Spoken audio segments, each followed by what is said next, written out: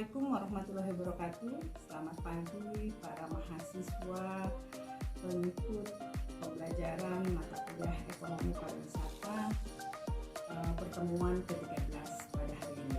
Pagi ini saya selaku pengampu mata kuliah ekonomi pariwisata akan memberikan materi terkait dengan pengukuran kinerja sektor pariwisata.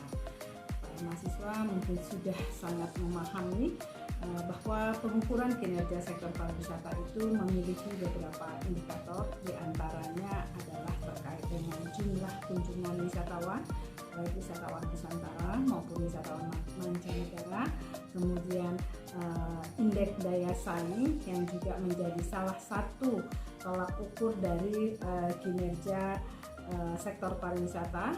Selanjutnya itu adalah nilai devisa, dan diikuti pula dengan kontribusi PDB pariwisata terhadap PDB nasional. Nah, selain itu ada juga sesuatu yang menjadi salah satu indikator, yaitu nilai ekspor produk ekonomi kreatif, di mana saat ini sektor pariwisata bergandengan dengan sektor ekonomi kreatif. Kemudian selain itu juga ada nilai tambah ekonomi kreatif. Nah, hal lain itu adalah bagaimana sektor pariwisata tidak hanya meningkatkan jumlah kunjungan wisatawan Nusantara maupun wisatawan mancanegara, tetapi bagaimana meningkatkan spending atau belanja para wisatawan ketika mereka melakukan kegiatan pariwisata. Nah, itu harus didukung oleh sektor ekonomi kreatif yang sangat kuat, karena sektor pariwisata tanpa didukung oleh sektor ekonomi kreatif yang kuat, baik dari sisi kuliner, cindera mata, dan usaha-usaha pendukung sektor pariwisata lainnya, maka spending pariwisata tidak akan dapat meningkat. Nah, harapannya spending wisatawan ketika berwisata akan meningkat dengan beragam variasi yang diproduksi oleh ekonomi kreatif.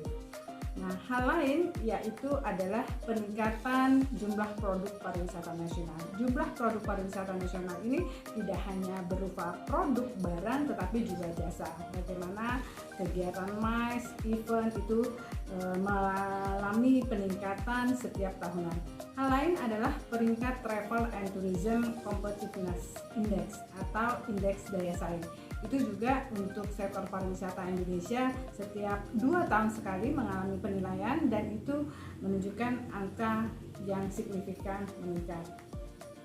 Hal lain juga adalah terkait dengan jumlah investasi, kemudian rasio usaha pariwisata dan ekonomi kreatif, semuanya menjadi indikator di dalam sektor pariwisata.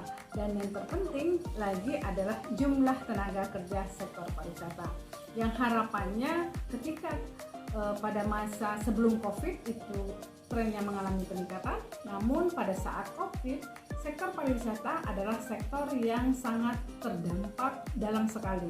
Artinya banyak tenaga kerja sektor pariwisata mengalami PHK dan dirumahkan. Hal itu menyebabkan ketika tahun 2020 baru terjadi kebangkitan kembali penyerapan tenaga kerja sektor pariwisata. Walaupun jumlahnya belum sebanyak sebelumnya, masih terdapat rentang antara kondisi normal dan kondisi COVID dan pasca COVID. Jadi harapannya pada tahun 2021, 2022 dan seterusnya pemulihan sektor pariwisata berjalan dengan baik, sehingga penyerapan tenaga kerja sektor pariwisata berlangsung secara signifikan menunjukkan tren yang positif. Siswa, untuk pertemuan ke-13 terkait dengan kinerja sektor pariwisata, materi komplitnya silahkan bisa dilihat pada PowerPoint yang Ibu share di channel YouTube Devi Valeriani. Terima kasih. Assalamualaikum warahmatullahi wabarakatuh.